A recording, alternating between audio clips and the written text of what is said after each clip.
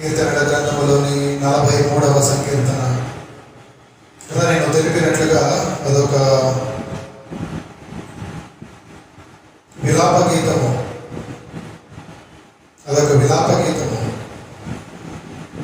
హిజ్కియా చేసినటువంటి విలాప గీతము ఈ 43వ సంకీర్తన.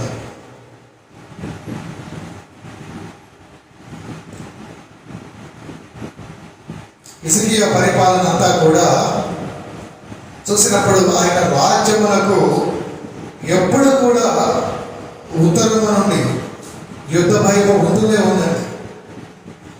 ఈ భయము అతని హయాములు కాదు, కానీ అతని తండ్రి హయాములో నుండే ఆ భయము ఉంటూ ఉంది, అది వెంటాడుతూ ఉంది. కానీ హిజ్కియా అధికారంలోకి వచ్చాక దేవుని మీద విశ్వాసంతో ఆ అషూరు రాజుతో యుద్ధము చేయడానికి సిద్ధపడతాడు. అయితే అన్య రాజులు ఈ హిజ్కియా వారికి లొంగలేదని అతనిని ముట్టడించబోతూ ఉంటారు. అనగా మీకు అర్థమయ్యే రీతిలో చెప్పాలంటే శత్రు రాజ్యాలన్నీ ఒకటైపోయి చిన్నదైన యూదా రాజ్యము మీద ఈ హిజ్కియా పరిపాలిస్తున్న రాజ్యము మీదకు యుద్ధానికి రెడీ అవుతూ ఉంటాయి. అటువంటి సమయంలో తన రాజ్యము ఒంటరిదైపోగా ఆ చిన్న రాజ్యమును బట్టి, ఆ ఒంటరిగా ఉన్న రాజ్యమును బట్టి హిజ్కియా చేసినటువంటి ఒక విలాప గీతము, ఒక ప్రార్థనతో కూడిన గీతముగా ఈ గీతాన్ని చూద్దాం. ఆ గీతమును మనము లేదా ఈ మాటలను మనం ఎందుకు ధ్యానించాలంటే హిజ్కియా చేసినటువంటి ఆ ప్రార్థన కావచ్చు, లేదా ఆ విలాప గీతము కావచ్చు, ఈనాడు మనందరికీ కూడా ఒక మంచి మాదిరిగా కనబడుతూ ఉన్నదండి. పేరు పెట్టి పిలువబడుతున్న మనము ఎవరి పేరు? ఆ దేవుడి పేరు. లేదా దేవుడి పిల్లలమని పేరు పెట్టబడి పిలువబడుతున్న మనందరికీ విశ్వాసులుగా ఈ లోకము చూస్తున్న మనందరిగా కూడా తప్పక ఇటువంటి ఒక ప్రార్థనా జీవితం ఉండాలి, ఇటువంటి ఒక విధానం ఉండాలి. హిజ్కియా జీవితంలో ప్రార్థన చేయడం కొత్త కాదు. ఆయన అనేక పర్యాయములు దేవుడి మీద ఆధారపడి, అనగా దేవుడితో ఆయన చేసిన ప్రార్థనలను మనం చూడొచ్చు. అందరికీ తెలుసు కొన్ని విషయాలు కదా. ఏ సందర్భంలో ప్రార్థించాడు? నీకు మరణం సమీపించింది కనుక నీవు సిద్ధపడినప్పుడు కదా, యెషయా ప్రవక్త మాటలు వచ్చి చెప్పినప్పుడు ఆయన కన్నీటితో ప్రార్థన చేశాడు. ఇంకా ఎప్పుడు ప్రార్థన చేశాడు? శత్రు రాజులు యుద్ధానికి వచ్చి కదా, ఆ రాజు అనగా హిజ్కియాను, ఆ రాజులకు రాజు అయినటువంటి వారి దేవుడిని అనగా మన దేవుడిని యెహోవాను వారు దూషిస్తూ ఒక లేఖ రాస్తారు, ఒక ఉత్తరం. ఆ ఉత్తరాన్ని ఈ భక్తుడు ఏం చేస్తాడంటే నేరుగా దేవుడి సన్నిధికి తీసుకువెళ్ళి చూస్తారంట. మాటలు రాజుల 2వ గ్రంథంలో 19వ అధ్యాయంలో 14వ వచనంలో లిఖితమై ఉంటాయి మాటలు. రాజుల 2వ గ్రంథంలో 19వ అధ్యాయంలో 14వ వచనంలో శత్రు రాజుల యుద్ధానికి వచ్చి రాజును ఆ రాజు యొక్క దేవుడిని దూషించి ఉత్తరం రాసినప్పుడు ఆ శత్రు రాజు రాసినటువంటి ఉత్తరాన్ని దేవుడి మందిరానికి తీసుకువెళ్ళి దానిని చదవమని దేవుడికి వినిపిస్తాడండి, దేవుడికి వినవిస్తాడు కదా. మీరు చూస్తే ఫలితంగా తర్వాత యుద్ధం చేయకుండానే, యుద్ధం జరగకుండానే ఈ రాజు విజయాన్ని పొందుతాడు. ఇంకా తన ప్రజల కొరకు ప్రార్థన చేసి వారిని బాగుపరిచాడు. గొప్ప ప్రార్థనా జీవితం కలిగిన రాజు హిజ్కియా. మరి ఏం నేర్చుకోబోతున్నాం ఆ భక్తుడి లేదా ఆ రాజు యొక్క జీవితం అనండి. కొన్ని మాటలు పంచుకున్నాం చూద్దాం.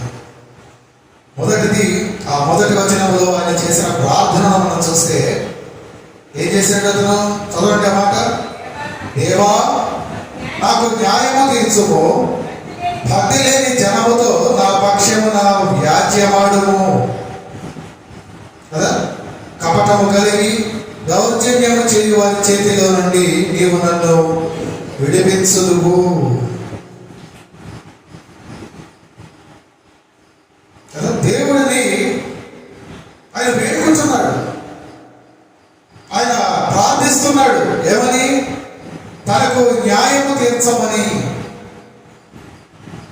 కదా, ప్రత్యేకంగా చూస్తే ఎవరి పట్ల న్యాయము లేదా ఎవరి విషయంలో న్యాయము తీర్చమని అంటే భక్తి లేని జనముతో, భక్తి లేని జనముతో నా పక్షము నా వ్యాజ్యమాడుము.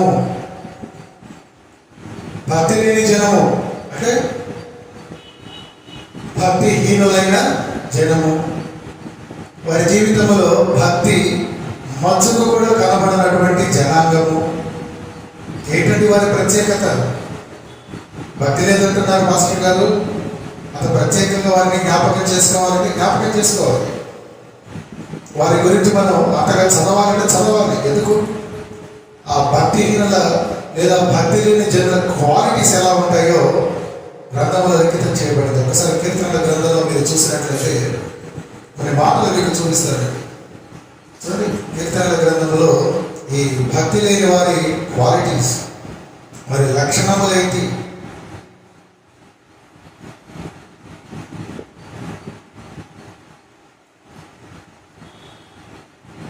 కీర్తన 36 మొదటిలో చూసినప్పుడు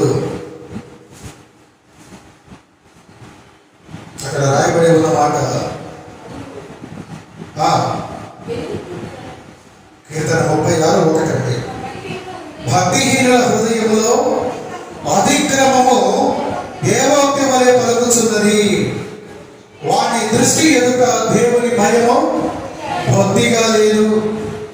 కదా, భక్తి లేని వారి జీవితంలో ఏం లేదండి? దేవుడి భయము లేదు. పైగా అతిక్రమము వారి హృదయములో, వారి కాన్స్టిట్యూషన్ గా అది దేవుడి మాట వలె స్థిరముగా ఉన్నట్లుగా. కదా, అతిక్రమము అనగా క్రమము లేని పద్ధతి, క్రమము లేని జీవితం. అనగా లోకలందరూ ఒక దారిలో మేము వెళతాం, సంఘమంతా మేము ఒక దారిలో వెళతామంటే మేము ఆ దారికి భిన్నముగా వెళతాం. మీరు ఈ దారిలో వెళుతున్నారా, మేము ఇంకో దారిలో వెళతాం. క్రమము లేని విధానం. కొన్ని పర్యాయంలో క్రమమును దాటి నడవటం, క్రమము కాని దానిని ఆచరించటం. మందిరానికి రండి అంటే మేము రాము, మీరు ప్రార్థించండి అంటే ఇంకొకసారి మేము ప్రార్థిస్తాం. క్రమమును వేరటం. వాక్యమును చదవండి అంటే మాకు కుదిరినప్పుడు చదువుతాం. చూడండి, ఇంకా కొన్ని మాటలు ఆ భక్తిహీనుల గురించి మనం చూసినప్పుడు వారు 37వ సంకీర్తనలో పక్క కీర్తనలో చూసినప్పుడు 21వ చరణంలో భక్తిహీనులు అప్పు చేసి తీర్చగయుందురు. కదా, అప్పు చేస్తారు కానీ తీర్చరు. కొంచెం దాన్ని ఒక విధానంలో చూస్తే ఎలా ఉంటారండి? వారికి తీసుకోవడమే తెలుసు, ఇవ్వడం తెలియదు. కదా, భక్తి లేని వారికి అనగా భక్తిహీనులకి తీసుకోవడమే తెలుసు కానీ ఇవ్వడం తెలియదు. మరి భక్తులకు ఎలా ఉండాలి? దానికి ఆపోజిట్లో కదా, మీరు ఇచ్చేవారిగా ఉంటారు భక్తులు. భక్తి లేని వాళ్ళు లేదా భక్తిహీనులు పుచ్చుకునే వారిగానే ఉంటారు. ఇప్పుడు దేవుడి మందిరానికి మనం వస్తున్నామంటే, మనం భక్తులుగా పిలువబడుతున్నామంటే మనం ఎలా ఉండాలి? ఇచ్చేవారుగా. కదా, పుచ్చుకో, కానీ పుచ్చుకున్నా నువ్వు తిరిగి మరలా పదే పదే ఇచ్చేవారుగా మీరు ఉండాలి. ఇంకా చూడండి, ఇంకా భక్తిహీనులు ఎలా ఉంటారు అంటే 58వ వచనంలో, 58వ సంకీర్తన 10వ వచనంలో భక్తిహీనుల రక్తములో వారు తమ అది కాదు, క్షమించలేదు, నీతి మంత్రం గురించి రాయబడింది కదా కొన్ని మాటలు. మరి క్వాలిటీస్ మనం చూస్తున్నామండి. భక్తిహీనులు లేదా భక్తి లేని వారు ఎలా ఉంటారు అంటే, మొదటిది వారు ఎలా ఉన్నారు చెప్పండి, ఇప్పుడే ధ్యానించి మర్చిపోయారా? అది రెండవది. దానికి ముందు వారి హృదయంలో దేవుని భయము ఉండదు. అతిక్రమము దేవోక్తి వలె కదా, దేవుని మాటలాగా వారి హృదయంలో స్థిరపడి ఉంటుంది. అనగా అతిక్రమమును వారు అంతగా పాటిస్తారు, తీసుకునేవారుగా ఉంటారు తప్ప తిరిగి ఇచ్చేవారుగా వారు ఉండరు. ఈ 28వ సంకీర్తనలో 3వ వచనంలో చూస్తే వారి హృదయం స్థితి ఎలా ఉంటుందంటే, వారు దుష్టాలోచన హృదయంలో ఉంచుకొని తమ పొరుగు వారితో సమాధానముగా మాట్లాడుదురు కదా. చూసారా?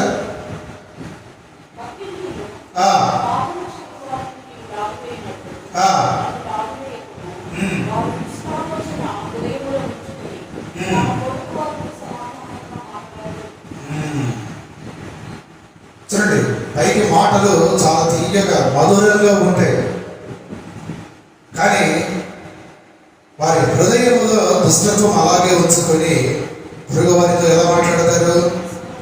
సమాధానముగా, చాలా సాఫ్ట్గా కదా, వారిని మెప్పించేలాగా, అవసరమైతే వీరికి కావలసిన పనులు జరగడానికి వారిని ఒప్పించేలాగా మాట్లాడతారు. అంటే భక్తి లేని వారి జీవితాలు అండి కదా. మేము భక్తులమండి, మేము భక్తి చేస్తున్నామని చెప్పుకుంటూ మనం ఈ రీతిగా ఉండకూడదు. ఇప్పుడు ఆ భక్తుడు అంటున్నాడు, హిజ్కియా, భక్తి లేని జనముతో నా పక్షమున నీవు వ్యాజ్యమాడము అని. భక్తిహీనులు లేదా భక్తి లేని వారు ఇన్ని రకాలుగా ఉంటారని చెబుతూ ఉన్నప్పుడు, కానీ వారి హృదయంలో అతిక్రమం ఉంటుంది, దుష్ట ఆలోచనలు ఉంటాయి, పైకి మటుకు చాలా బాగా మాట్లాడతారు, ఎప్పుడు మన దగ్గర నుండి కోరుతూ ఉంటారు. ఇప్పుడు అటువంటి వాళ్ళతో మనకి సమస్యలు ఉంటాయో కూడా ఎక్కువగానే ఉంటాయి.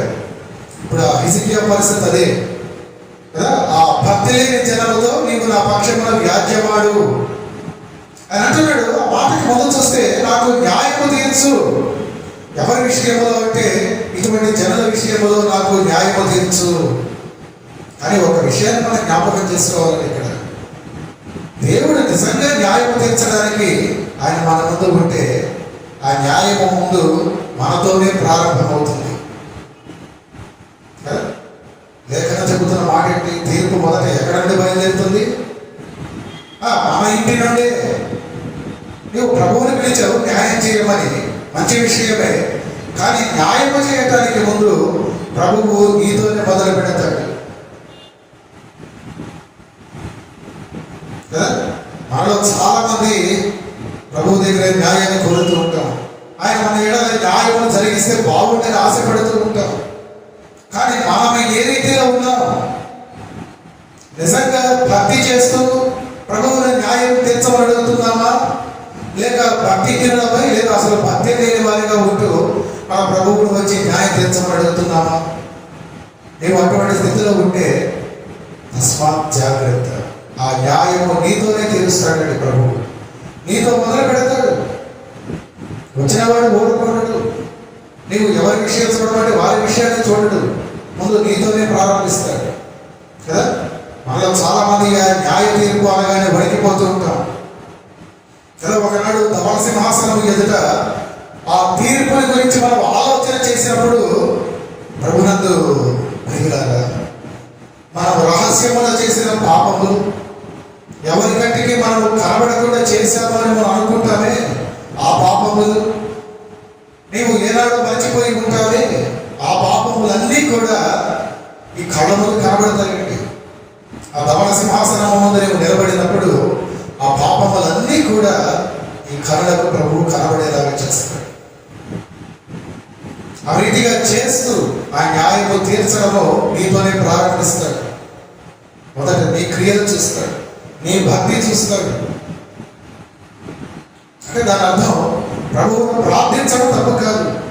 ప్రభువును ప్రార్థించడానికి ముందు మనము ఏ రీతిగా మన భక్తి జీవితం ఎలా ఉంది, మన ప్రార్థనా జీవితం ఎలా ఉంది, మన ఆత్మీయ స్థితి ఎంత శాతంలో ఉంది, ఎన్ని సంవత్సరాలుగా మందిరాలకు వస్తున్నాం, మన రక్షణ పొంది ఎంతకాలమైంది, ప్రార్థనలో ఎదిగారా, భక్తిలో ఎదిగారా, మటుకు బైబిల్ మీరు ఎన్నిసార్లు చదువుకుంటారు? ఇవన్నీ లెక్కలోకి వస్తాయండి, ఇవన్నీ లెక్కలోకి వస్తాయి. నాకు భక్తుడు జ్ఞాపకం చేసిన ఆ భక్తిహీనుల లక్షణాలతో పాటు ప్రభువు వీటన్నిటినీ కూడా చూస్తాడు. నువ్వు వారిలా ఉండలేదు, సరే మంచిదే, మరి ఉండవలసిన రీతిలో ఏదో ఉన్నావా అడుగుతాడండి. నీవు వారి వల్ల ఉండలేదు సరికదా, నీవు ఉండవలసిన విధానంలో ఒక క్రైస్తవుడిగా ప్రభువు శిష్యుడిగా పిలువబడిన నీవు, ఆయన పేరు పిలువబడుతున్న నీవు ఆ పేరుకు తగిన రీతిగా నిజమైన క్రైస్తవునిగా నీవు ఉంటున్నావో లేదో కూడా ప్రభువు న్యాయము తీరుస్తాడు కదా. మన గతమంతా కూడా మన ముందు సజీవంగా నిలబడుతున్నది. ప్రకటన గ్రంథంలో మాటలు రాయబడి ఉంటాయి. మనం మరచిపోయిన పాపాలు, కదా, ఎవరికి తెలియకుండా మనం దాచినవి, మనం వాడిన అబద్ధాలు, మనము ఉచ్చరించిన ఆ హేళనతో కూడిన మాటలు, మనము పలికిన బూతులు, ఇవన్నీ కూడా ఆ భయంకరుడైన దేవుని సన్నిధిలో నీ ముందు సజీవముగా కనబడుతూ ఉంటాయి. వాటన్నిటినీ కనబరుస్తూ ప్రభువు మనతో మాట్లాడతాడు. వాటన్నిటినీ చూపిస్తూ ఆయన మన విషయంలో న్యాయం తీర్చడానికి సిద్ధపడతాడండి. ఊరకనే ప్రభువా నాకు వారి వలన బాధ కలుగుతుంది, లేదా ప్రభువా నాకు ఇంకొకరి వల్ల నీకు ఏదో అవుతున్నది, నీవు నా పక్షంలో ఉండు, నాతో మాట్లాడు, నాకు వ్యాజ్యమాడు, అది కాదండి. అలా జరిగించడానికి ముందు మనం ఎలా ఉన్నాం? ఈ హిజ్కియా ఆ రీతిగా ప్రార్థన చేస్తున్నాడంటే ఆయన జీవితంలో ఆ యథార్థత మనకు కనబడుతూ ఉంటుంది. దేవుని ఎదుట ఎప్పుడైనా చూడండి, ఆ మనవి చేయడానికి రెండు పద్ధతులు ఉంటాయి. మొదటి పద్ధతిని మనం చూసినప్పుడు, నా పక్షముగా నిలబడి ఈ కార్యాన్ని జరిగించు ప్రభువా, నువ్వు నాతో ఉండు, నా పక్కన కార్యాన్ని జరిగించు కదా. అది ఏ సహాయమో, ప్రభువు నుండి ఎటువంటి సహాయమో పొందడానికి యోగ్యత లేకుండా చేసే ప్రార్థన. కానీ ఇంకొక పద్ధతి ఉంటుందండి. ఆ పద్ధతిలోనే హిజ్కియా ఉన్నాడు. ఆయన పలుకుతుంటాడు. చూడండి, ఆయన మాటలు అనే జీవితాన్ని మనం కొంత పరికించి లేదా లోతుగా చూసినప్పుడు ఆయన మాటలు ఎలా ఉంటాయంటే, ఆ రెండవ పద్ధతిలో ఉండేవారి ప్రార్థన ఏ రీతిగా ఉంటుందంటే, నా జీవితాన్ని దేవుని ఎదుట, మనుషుల ఎదుట నేను యథార్థముగా ఉంచుకోవడానికి నేను చేయగలిగినదంతా చేశానయ్యా. ఇప్పుడు నువ్వు న్యాయం తీర్చడానికి నువ్వు నన్ను అడిగావు కదా, నేను ఎలా ఉంటే నీకు ఇష్టమో నేను అలా ఉన్నాను కదా, నువ్వు ఎలా చెప్పావో నేను అలా జీవించాను కదా, నీవు కోరినట్టుగా నేను భక్తి చేశాను కదా, ఇప్పుడు నీవు నా పక్షమున నిలబడి వ్యాఖ్యమాడు. ఈ రెండవ పద్ధతిలో, ఈ రెండవ కోపకు చెందిన వాడు హిజ్కియా. ఆయన జీవితాన్ని చూస్తే ఆ అన్ని జనుల నుండి తన చిన్న రాజ్యమును ఆ దేవుని నుండి వారు మరలకుండా ఉండటానికి ఆయన ఎంతో ఎంతో ఎంతో ప్రయాసపడుతూ ఉంటాడు. ఆ భక్తుడు రాజుగా అతనికి ఇవ్వబడిన పనిని ఆయన తూచా తప్పకుండా పాటించాడు. ఈనాడు ఒక విశ్వాసిగా పిలువబడుతున్న నీకు, సంఘ సభ్యుడిగా పిలువబడుతున్న నీకు, లేదా కుటుంబంలో ఒక పెద్దగా పిలువబడుతున్న నీకు ఇవ్వబడిన పనిని పరిపూర్ణంగా చేస్తున్నావా? మనకు అప్పగించిన పనిలో మనం ఎంత మట్టుకు నమ్మకముగా ఉంటున్నాం? ఏమవుతుందండి నమ్మకముగా ఉంటే? కొంచెంలో నమ్మకం ఉన్న వాడికి ఏమవుతుంది? మరీ ఎక్కువగా ఇవ్వబడుతుంది కదా. నీకు ఇచ్చిన కొంచెంలో నీవు నమ్మకంగా ఉంటున్నావా? నీకు ఇవ్వబడిన ఏ పనైనా, ఏ బాధ్యత అయినా, ఎక్కడైనా, సంఘములో కావచ్చు, సంఘము వెలుపల కావచ్చు, కుటుంబంలో కావచ్చు, ఉద్యోగంలో కావచ్చు, ప్రతి దగ్గర ఈ సహవాసములో కావచ్చు, ఆ రీతిగా మనం ఉండలేక మన ప్రభువును మనం ప్రార్థించలేము.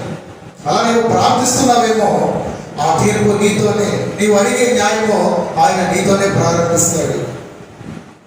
ఆ విషయాన్ని మనం ఎప్పుడు మరవకూడదు. ప్రియ సంఘం, ప్రార్థించడం తప్ప నేను చెప్పను, ప్రార్థించదు అని చెప్పను. కానీ ప్రార్థించడానికి ముందు మనము ఎలా ఉంటూ, ఏ స్థానంలో ఉంటూ ప్రార్థిస్తున్నాం. ఒకప్పుడు పాపివే, ప్రభువుకు అవిధేయుడివే, కానీ వాటికి నువ్వు పాపిగానే ఉన్నావా? ఇంకా మీరు ప్రభువుకు అవిధేయంగానే ఉన్నారా? ఎంతకాలం ఉంది? ప్రభువు రాకడ ఇటు దినమో రేపటి దినమో అన్నట్లుగా ఉన్నాయి కదా. మరి ఇటువంటి దినాలలో, ఈ అనిశ్చితమైనటువంటి దినాలలో ప్రభువు ఇటో రేపో అనే సమయంలో నీవు ఏ పక్కకు ఒరుగుతావు? పరిశుద్ధుల గుంపులోకి, లేదా పాపుల కొరకు సిద్ధపరిచిన నరకములోకి? ఏదో న్యాయం తీర్చమని ఊరకరగడం కాదు. తీర్చడానికి ముందు తగిన అర్హతను, యోగ్యతను మనం సంపాదించుకోవాలి. హిజ్కియా రీతిగా ప్రార్థన చేస్తున్నాడంటే చిన్న విషయం కాదు. అది ఊరక చెప్పలేమండి. రాజుగా ఆయనకు ఇవ్వబడిన ఆ చిన్న రాజ్యములో, ఆయనకు అప్పగించబడిన దేవుడి జనాంగ విషయంలో, ఆ ప్రజల విషయంలో ఆయన చేయదగినదంతా చేస్తున్నాడు. చేయదగినదంతా చేస్తున్నందుకే ఆయన మీద అంత వ్యతిరేకత. శత్రు రాజ్యాలన్నీ ఒకటవుతున్నాయి. ఈనాడు మన సంఘము చిన్నది కావచ్చు, కానీ సంఘ విషయంలో అనేకులు నేను ఒక్కటిగా ఉండి చుట్టుపడుతున్నప్పుడు కదా, ప్రభువుని ఎరగని వారు, ప్రభువును ఎదిగి నామకార్థంగా ఉండే వారందరూ కలిసి సంఘాభివృద్ధికి ఆటంకముగా ఉంటున్నప్పుడు, సంఘ సభ్యుడిగా, సభ్యురాలిగా నీకు ఇవ్వబడిన బాధ్యతలను ఎంతమటుకు నిలబడుతుందా?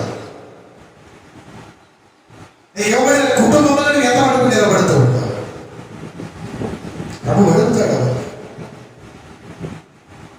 అనగా మనం చేయవలసినదంతా చేస్తూ ప్రభువు దగ్గరకు వెళ్ళాలి. ఆయన నీకు అప్పగించిన పనిని నీవు నిర్వర్తిస్తూ ఆయన దగ్గరకు నీవు వెళ్ళి అడగాలంటే అది ఎప్పుడు మరవకూడదు. ఒక మాట ఉంటుంది కదా, గాల్లో దీపం పెట్టి దేవుడు అంటే కుదరదు. నీ వంతుగా నీవు దీపాన్ని వెలిగించాలి. ఆ దీపం ఆడకుండా నీ వంతు ఏర్పాట్లు నువ్వు చేస్తూ ప్రభువు సహాయం అడగాలండి. ప్రభు అడిగేది నీకు అప్పగించిన పనిని నీవు చేస్తూ నన్ను అడుగు. నేను ఎలా ఉండమంటున్నానో అలా నీవు ఉంటూ నన్ను అడుగు, నేను న్యాయంగా తీరుస్తాను.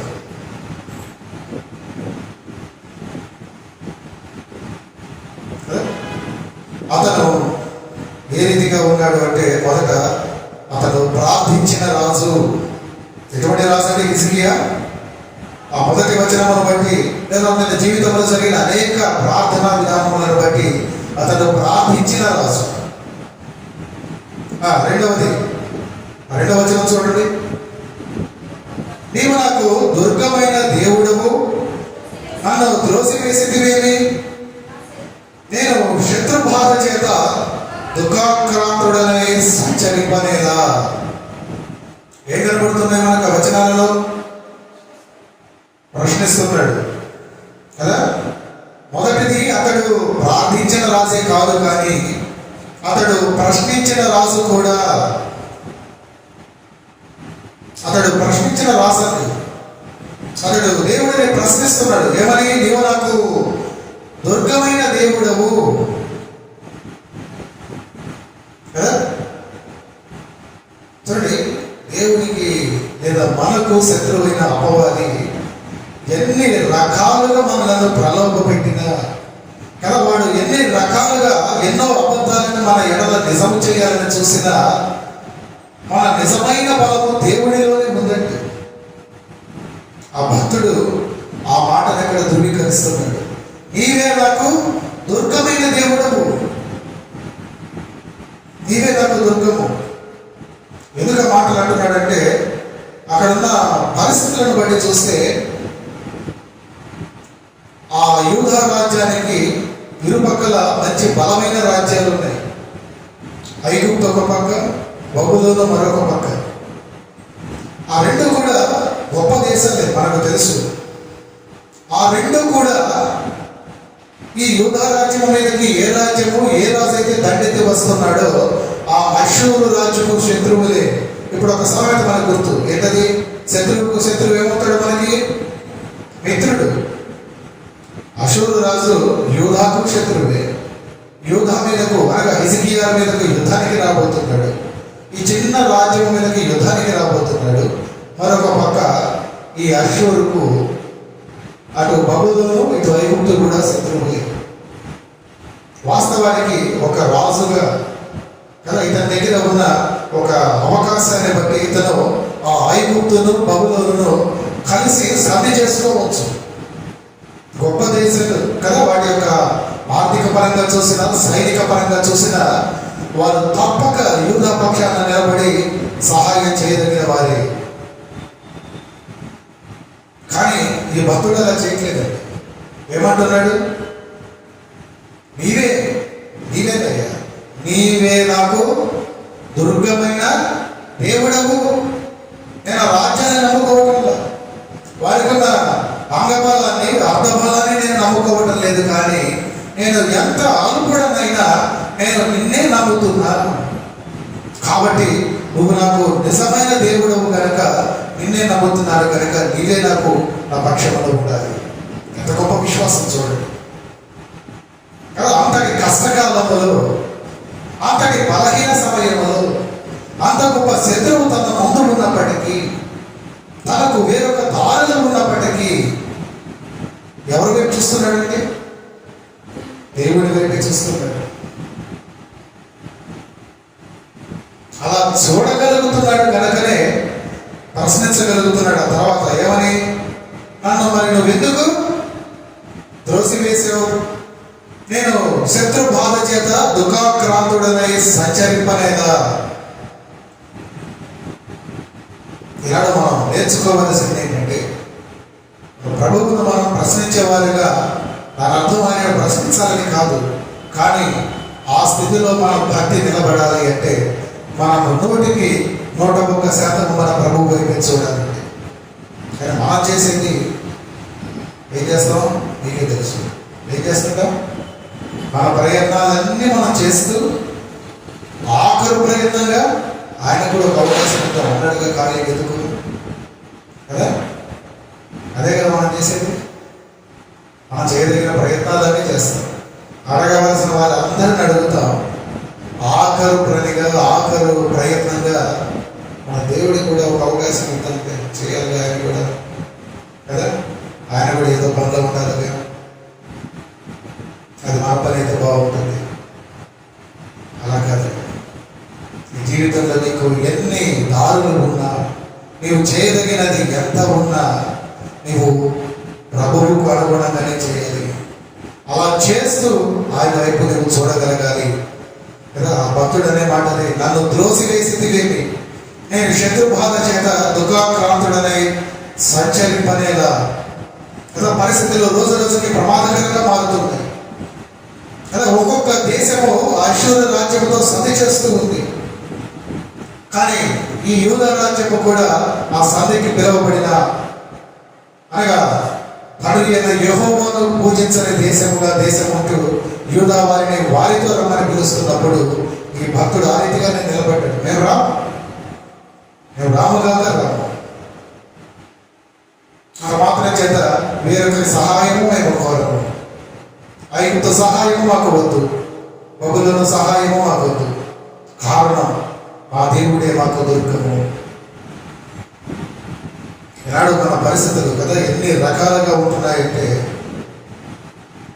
సంఘానికి ఉన్నటువంటి వ్యతిరేకతలు కదా సంఘములో నుండి బయలుదేరుతున్నాయి, సంఘము బయట నుండి బయలుదేరుతున్నాయి. అనగా మనకు సంఘము లోపల శత్రువులే, సహవాసములో శత్రువులే, సంఘము బయట కూడా శత్రువులే, అనగా వ్యతిరేకులు. కానీ ప్రియ సంఘమా, ఒక విషయాన్ని మీరు జ్ఞాపకం ఉంచుకోవాలి. భక్తుడి మాటలను బట్టి మీకు ఎవరు ఎన్ని రకాలుగా శత్రువులుగా మారుతున్నా, అనగా మీకు వ్యతిరేకతలుగా ఉన్నా, మీరు ప్రభువును మట్టుకే చూడాలి. మన ప్రయత్నాలకు, మన ఆలోచనలకు,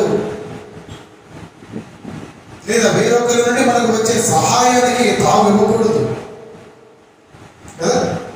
మనం అనుకుంటుంటాం దేవుడు మౌనంగా ఉన్నాడు కదా, కదండి, నాకు అన్నిటికంటే గొప్ప బాధ కలిగించే విషయం అదే. నేను ప్రార్థిస్తున్నాను, నేను ప్రభువును ప్రశ్నిస్తున్నాను, కానీ దేవుడు ఎందుకు మౌనంగా ఉన్నాడు? దేవుడు ఎందుకు మౌనంగా ఉన్నాడు? మనలో ఎప్పుడు కలిగే మాట, దేవుడు మౌనంగా ఉంటాడండి, కానీ కార్యం చేయకుండా మానడు. కార్యం చేయకుండా మానడు. హిజ్కియా రాజుగా ఆయన యూదా రాజ్యంలో పటిష్టం చేయడానికి అతను చేయగలిగినంతా చేస్తాడు. కానీ అక్కడ జరిగిన విషయం ఏంటంటే ప్రజలందరూ అతనికి పూర్ణ హృదయంతో సహకరించాలా, అనగా వారు పరిపూర్ణంగా సహకరించకపోవచ్చండి. ఆ హిజ్కియాకు స్నేహితుడు గొప్ప సువార్తికుడు లేదా ప్రవక్త అయిన యెషయా కూడా రోషము కలిగి ప్రవర్తిస్తూ ఉంటాడండి, ప్రవచిస్తూ ఉంటాడు ఈ హిజ్కియాకు తోడుగా. అయినా సరే ఆ రాజ్యంలో ప్రజలు పరిపూర్ణముగా మారతారు. ఒక విధంగా చూస్తే ప్రజలు వచ్చి వింటున్నారు, కానీ వారి జీవితాలలో ఫలము కనబడదు. అలాంటి పరిస్థితులండి. యెషయా ప్రవచిస్తున్నాడు, హిజ్కియా రాజుగా ఎన్నో సంస్కరణలు, ఎన్నో రిఫార్మేషన్స్, ఎన్నో స్కీమ్స్ కదా, ప్రజల్ని మనం ఇది చేద్దాం అది చేద్దాం, వారి జీవితాలు బాగు చేద్దామని కొత్త పథకాలు ప్రవేశపెడుతున్నాడు, ఎన్నో మత సంస్కరణలు చేస్తున్నాడు. కానీ ఆ ప్రజలు వింటున్నారు, చూస్తున్నారే, కానీ వారి జీవితాలలో ఫలింపు లేదండి, ఫలింపు లేదు. ఆత్మ సంబంధంగా కొంత మేలుకొలుపు వస్తుంది, కానీ రావాల్సిన ఉజ్జీవం మటుకు రాదు. ఇలాంటి దాదాపు చాలా సంఘాల పరిస్థితి అదే. నేను అనుకుంటున్నప్పుడు మా సంఘంలో కూడా అట్లాగే ఉన్న పరిస్థితి అది. అలాగే ఉందా? అలాగే ఉంది కదండి, నాకు అనిపిస్తుంది కదా. కొంత మేలుకొలుపు వచ్చింది సంఘానికి, కానీ రావాల్సినంత ఉద్యోగం ఇంకా రాలేదు. మాటలు వింటున్నారు, ఆశించిన స్థాయిలో ఇంకా ఫలితాలు రావటం లేదు కదా. సమాజాన్ని మేలుకొల్పేంతగా ఆ అగ్ని మండటం లేదండి ఆ రాజ్యంలో. బహుశా ఆ భక్తుడు అంతగా ప్రశ్నించడానికి కారణం అదే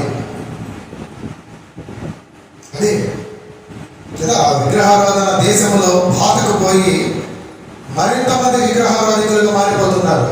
సంఘాలలో కూడా జరుగుతుంటుంది అప్పుడప్పుడు. మాట చెప్పడానికి బాధపడాలి.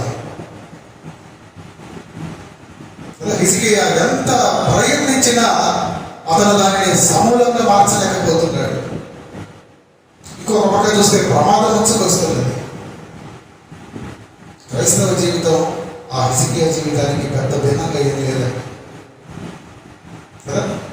అపవాది ఎన్ని రకాలుగా, ఎన్ని దారులు ఉంటాయో, నేను ఎన్ని రకాలుగా పడద్రోయగలడో, వాడు ప్రతి అడుగును, ప్రతి అవకాశాన్ని వాడు యూటిలైజ్ చేసుకుంటాడండి. మీరు యూటిలైజ్ చేసుకోలేమో. కానీ నేను ఎప్పుడు ఒక మాట చెబుతుంటా, మీకంటే ముందే ఆరాధన ఇవాళ 10 గంటలకు ఉందంటే 9:59 అపవాదం ఉంటాడు సంఘంలో. తెలుసా మీకు?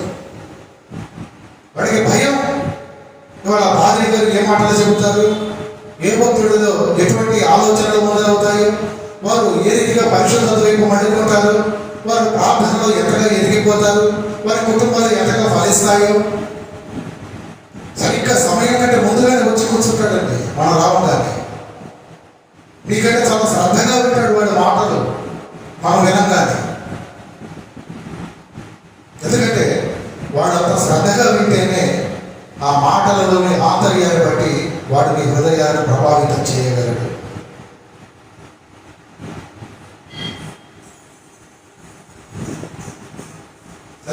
ఆ రీతిగా చూస్తే క్రైస్తవ జీవితంలో ఎప్పుడు కూడా, ఒక విశ్వాసీ జీవితంలో అంతర్గతంగా ప్రతిదినము యుద్ధమే,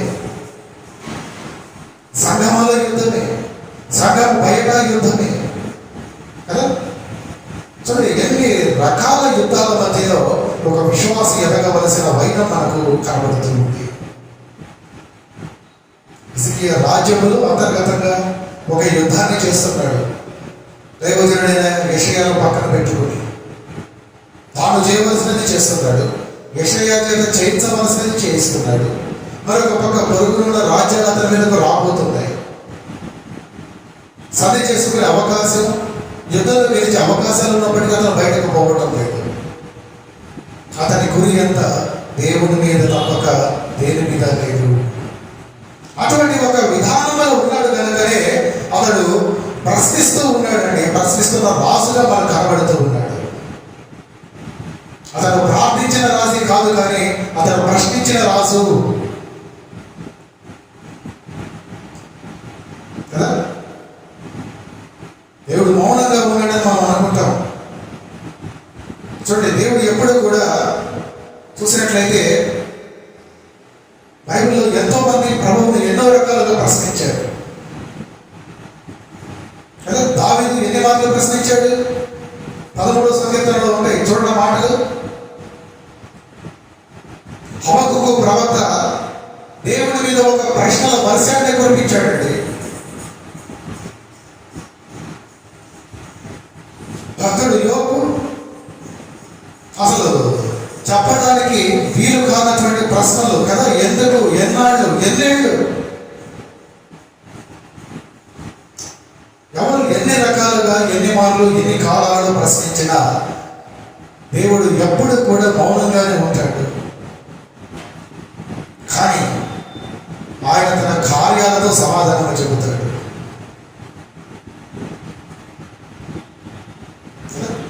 మౌనంగా ఉంటాడు, ఉన్నట్టే ఉంటాడు, కానీ ఆయన మౌనముగా ఉండే దేవుడు కాదండి. ఈ భక్తుడు ఆ రీతిగా ప్రశ్నించిన దానికి ఆయన సమాధానాన్ని చూశాడు తర్వాత కాలంలో. అయితే ఎప్పుడు అంటే మొదటగా ప్రార్థించినప్పుడే. ఆ ప్రార్థించడానికి ముందు ఆయన తగిన అర్హతను సంపాదించుకొని ప్రార్థించినప్పుడే. నీవు ప్రభువును ప్రార్థించగలిగిన, ఆయన ప్రశ్నించగలిగిన అందుకు తగిన అర్హతను మనం సంపాదించుకోవాలండి. అర్హత ఏంటో కాదు, ప్రభువు ఆజ్ఞలలో మనం నడవటమే మనం సంపాదించుకునే అర్హత. ఆయన చెప్పిన మాటలలో మీరక చేయమన్న వాటిని చేస్తూ వద్దు అన్న వాటిని చేయకుండా ఉండటమే నువ్వు సంపాదించుకున్న అర్హత. అలా నీవు ఉంటూ ప్రభువుని ఏదైనా అడగగలవు. ఆయన ప్రార్థించిన రాజు, ప్రశ్నించిన రాజు. చూస్తే మూడవది ఆయన ప్రలాపించిన రాజు కూడా కదా. ఇదే 42లో 2వ వచనం కదా. నేను శత్రు బాధ చేత దుఃఖాక్రాంతుడనై సంచరింపలేదా. ఆయన ప్రలాపిస్తూ కదా, ఆయన గొప్ప వేదనలో, బాధలో ఆయన దేవుడిని ప్రార్థిస్తూ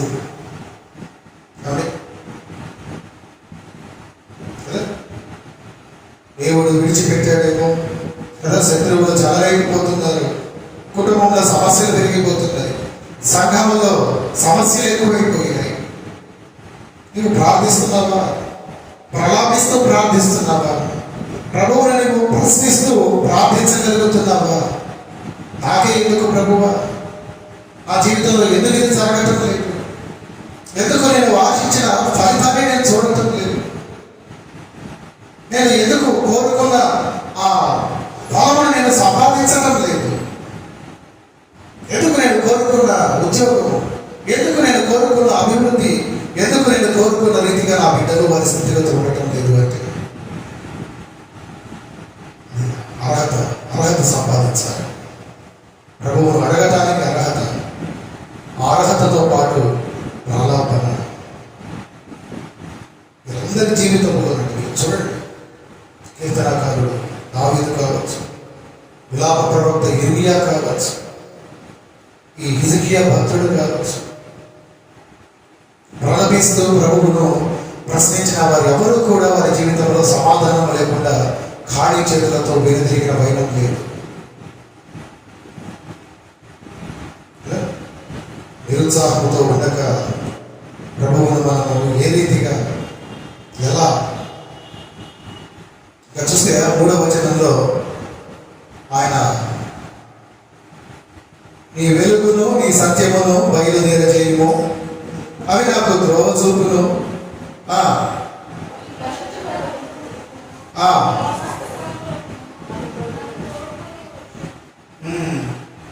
కదా చాలు.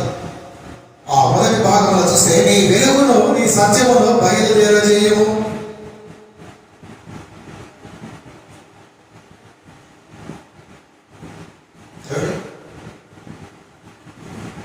ప్రార్థించిన రాజు, ప్రశ్నించిన రాజు, ప్రలాపించిన రాజు,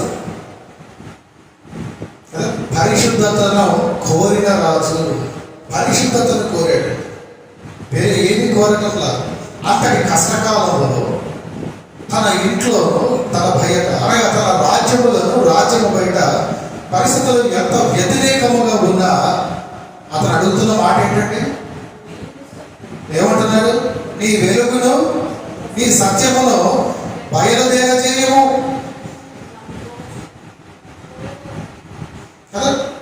ఆత్మలో ముందుకు వెళ్ళాలంటే చూడండి, దేవుని వాక్యము సత్యముతో ప్రారంభం అవ్వాలండి.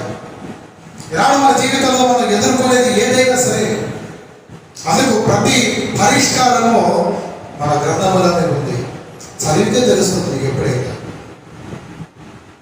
ఇలాంటి జీవితంలో నువ్వు ఎన్ని రకాలుగా ఎదుర్కొంటున్నావో ఆ ప్రతి సందర్భము, ఆ ప్రతి పరిస్థితి మన అవగాహన కొరకు పరిశుద్ధాత్ముడు లిఖితం చేశాడు. ఆయా సమయాల్లో వారి పరిస్థితులను ఎలా దాచారు, ప్రతి పరిస్థితి కూడా లిఖితం చేయబడి నీవు వ్యక్తిగతముగా ఎదగటానికి, కుటుంబంలో నువ్వు ఎదగటానికి, సంఘములో నువ్వు ఎదగటానికి ప్రతి సందర్భంలో అన్ని వేళలకు సరిపోయేంతగా ఆ మాటలు లిఖితం చేయబడ్డాయి. చదివితే మనకి ఆ పరిష్కారాన్ని చూడవచ్చు. ఆ దినాల్లోనే కాదు, ఈ దినాల్లో కూడా ఆ మాటలు, ఆ దేవుని సత్యం, ఆ వెలుగు మనందరికి అవసరమే. అందుకే చూడండి, అటువంటి ఒక సామర్థ్యము, అటువంటి ఒక అవకాశము దేవుడి వాక్యానికి ఉన్నది కనుకనే అపవాది ఎప్పుడు కూడా వాక్యాన్ని తక్కువ చేసి చూపిస్తూ ఉంటాడు. కానీ ఆ వాక్యాన్ని వాడు కూడా ఆధారణ చేసుకుంటాడు నేను పడదేయడానికి. ఏదో సమస్య వచ్చింది, ఏదో వెతుకుతున్నావు, ప్రభువునితో ఏదో ఒక రీతిగా మాట్లాడతాడు. సంఘంలో పాదిరి గారు మాటలు కావచ్చు, లేదా ఏదైనా నీ మొబైల్లో చూసుకుంటే ఆ వాక్యం బట్టి కావచ్చు, నమ్మినట్లే ఉంటావు. కానీ అపవాది వెంటనే ఏం చేస్తాడంటే అది జరిగినప్పుడు చూద్దాం, అలా నిజంగా జరుగుతుందా?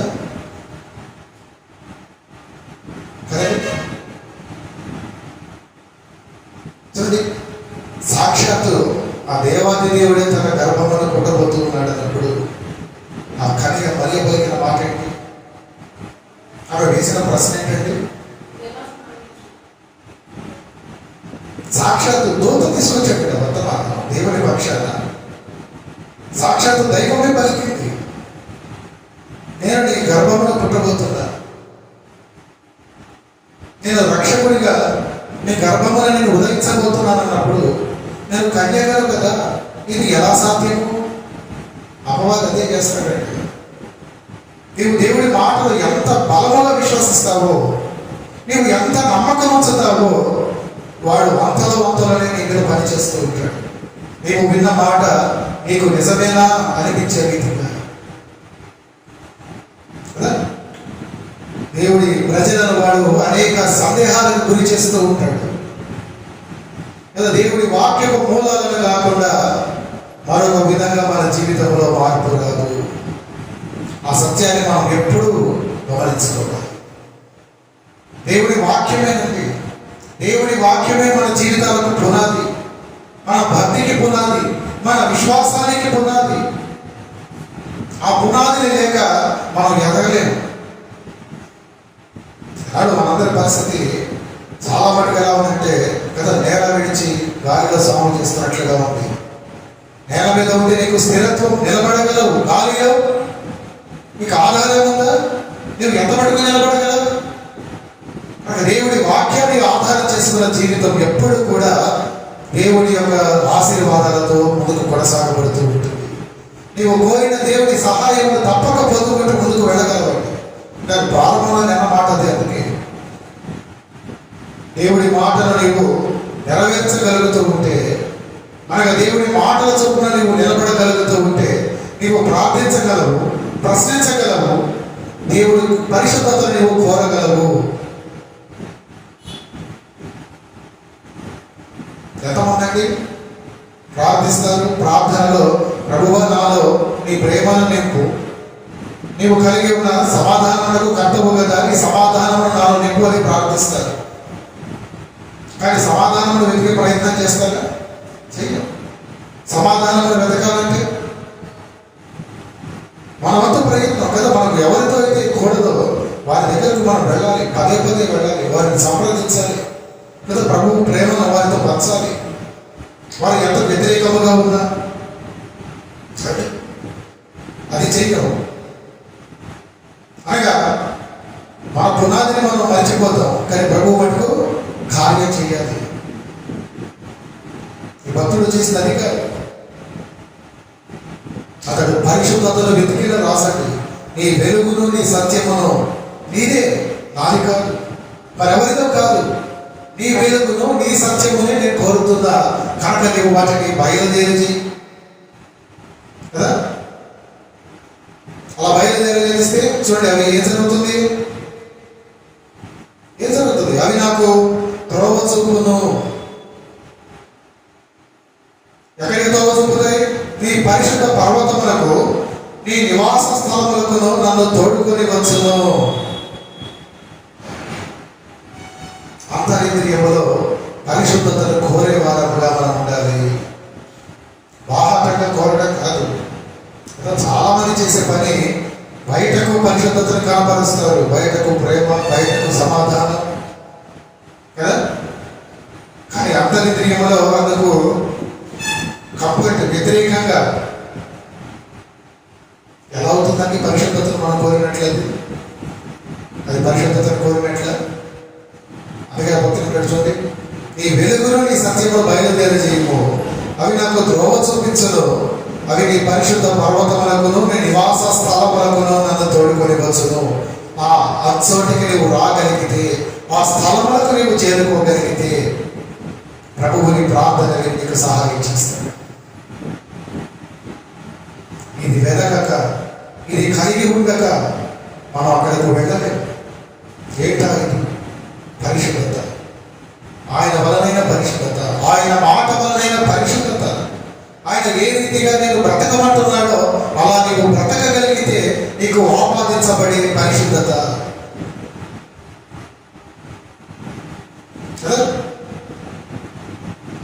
చూడండి, దేవుడి గొప్ప వెలుగు, ఆయన సత్యము దేవుడు పంపించాలని ఆయన ఆశిస్తూ ఉన్నాడు. అదే ప్రస్తుతం ఆ దేశమున్న ఆ కష్టకాలంలో, ఆ క్లిష్ట పరిస్థితులలో దేవుడి నడిపింపు అవసరం. ఈనాడు మన సంఘమున్న పరిస్థితిని బట్టి, ఈనాడు మనం ఎదుర్కొంటున్న అనేక పరిస్థితులను బట్టి మనకు అటువంటి వెలుగు, అటువంటి సత్యం పునాదిగా చాలా అవసరం. దేవుడిని నడిపింపు లేకుండా ఒక్క అడుగు కూడా ముందుకు వేయడానికి హిజ్కియా అంగీకరించడం లేదు. ఆయన దేవుడి వెలుగును స్పష్టంగా కదా ఆ త్రోవను చూపించాలని ఆయన బలియంగా ఆకాంక్షిస్తున్నాడండి. అటువంటి బలీయమైన కోరిక ప్రతి క్రైస్తవుడి జీవితంలో ఉండాలి, ప్రతి సంఘ విశ్వాసి జీవితంలో ఉండాలి.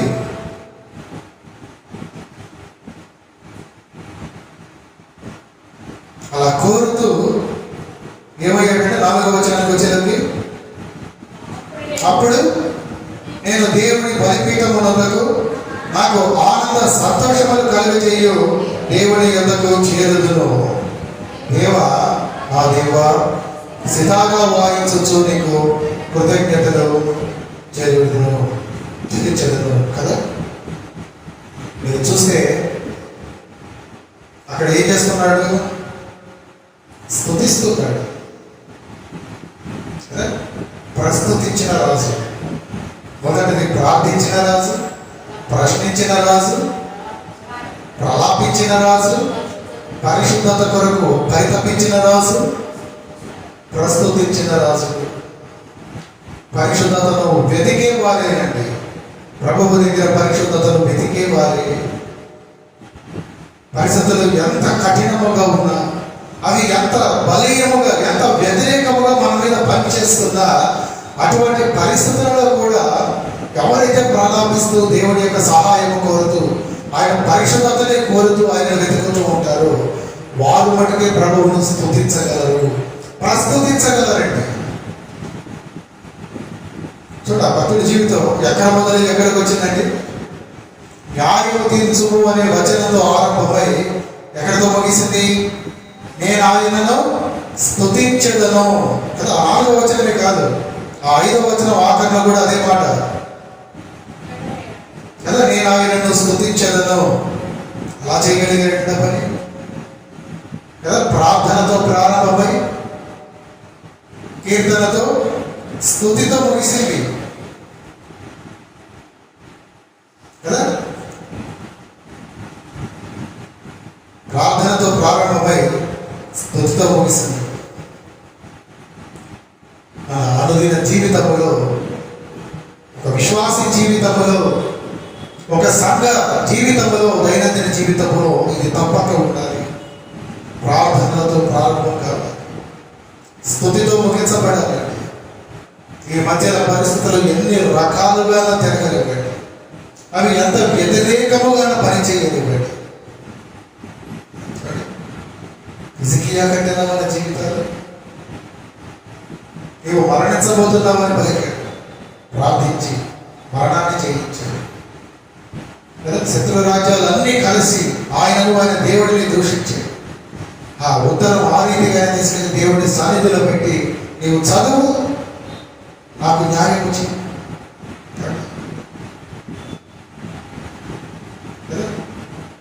ఇటువంటి గొప్ప జీవితం ప్రార్థనతో ప్రారంభమై స్తుతితో ముగించబడినటువంటి కీర్తన.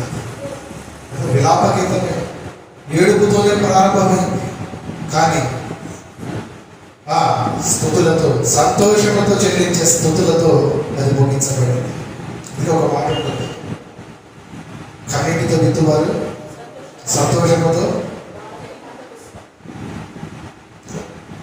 కన్నీటి ప్రార్థన, కానీ కన్నీటి ప్రార్థనలో, ఆ ప్రలపించే ప్రార్థనలో ఈ విషయాలు తప్పక ఉండాలండి.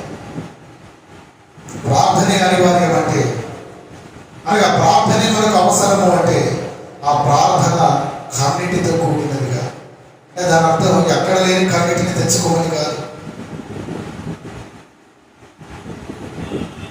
నీవు తప్పక నాకు వేరొక సహాయము లేదన్న రీతిగా ప్రభువుపై పరిపూర్ణముగా ఆనుకొని ఆ బాష్పములు మనకు కావాలి. అటువంటి ఒక ప్రార్థనా విధానం, అటువంటి ఒక ప్రశ్నించే స్వభావం అది ఎప్పుడు వస్తుందంటే, ఆయన మాటలను అనుసరించి మనం నడుచుకున్నాడు. అడగగలం మన ప్రభువు.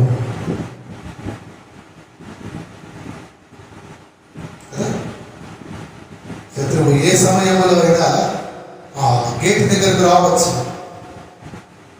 కానీ ఆ భక్తుడికి అత్యధికమైన సంతోషం మటుకు ఎవరు? దేవుడే. అంటున్నాడు కదా, నాకు ఆనంద సంతోషములు కలుగజేయు దేవుడి యొద్దకు నేను చేరుదును కదా.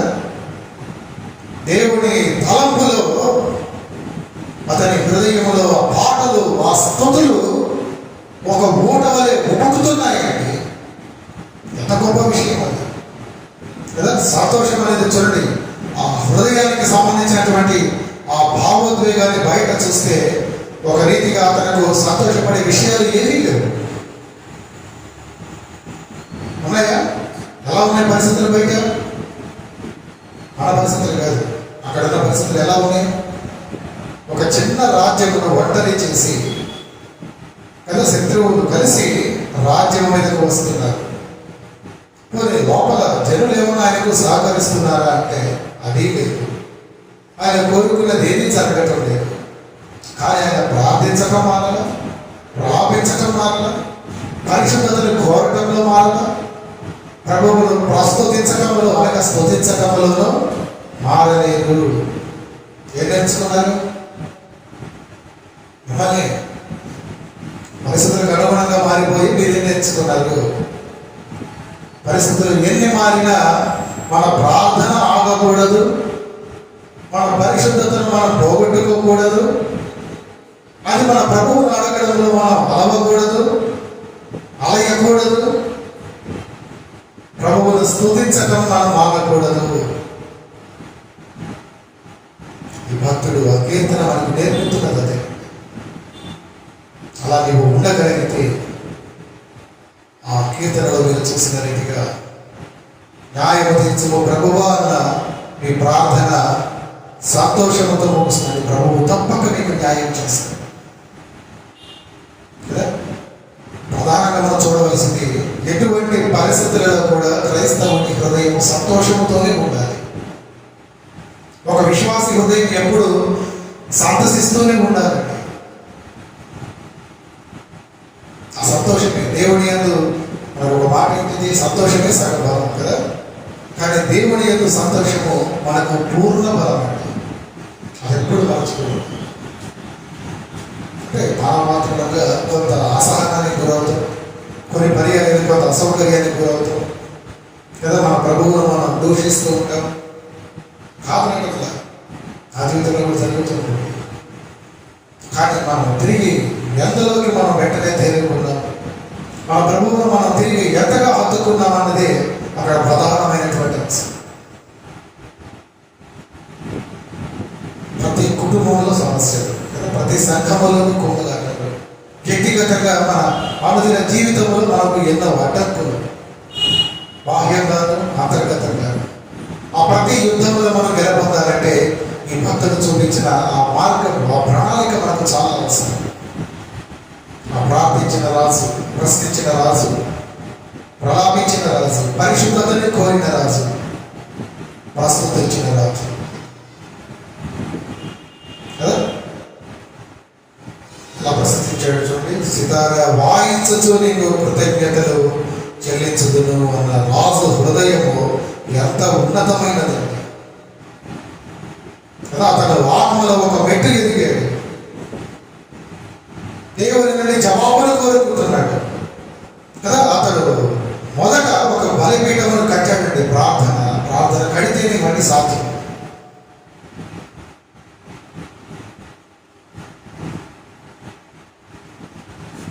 ఒక మాట, నా ప్రాణమా నీవేళ కృంగి ఉన్నావు, నాలో నీవేళ తొందరపడుచున్నావు. దేవుడి యందు కదా గొప్ప గొప్ప భక్తులందరూ మనకు నడిచి చూపించిన మార్గం అదే. కీర్తనగారుడు దావీదన్న మాట అదే. ఈ భక్తుడు బతుకుతున్న మాట అది. దేవుడి యందు నిరీక్షణ ఉంచుకున్నాం, ఎందుకంటే ఆయనే మన రక్షణకర్త కదా.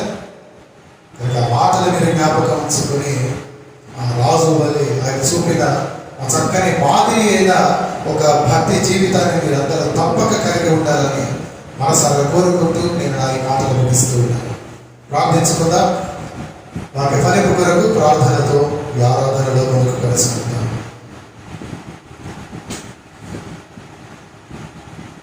మా ప్రేమ నమ్మకమైన మా ప్రియ పరలోకపు తండ్రి, మీ ఘన నామమును బట్టి, మీ పాదములను బట్టి మీకు వేల వందనాలు. మటుకునైనా ఈ దినం మీరు మాతో ఇచ్చిన మీ యొక్క ఆత్మీయ వర్తమానం కొలది మీకే స్తోత్రాలు. ఆయన ఎటువంటి పరిస్థితుల్లో కూడా వెళుతూ మిమ్మల్ని ఏ రీతిగా ప్రార్థించాడు, ఆయన మీపై ఏ రీతిగా ఆదుకున్నాడు. అల్పమైన మాకు, అల్ప విశ్వాసమైన మాకు ఆయన మీరు మాకు త్యాగతలముగా కనపరచండి. అవును తండ్రి, ప్రార్థనతో ముగియబడి మిమ్మల్ని స్తుతిస్తూ ఆ మాటలు ముగించబడ్డాయి.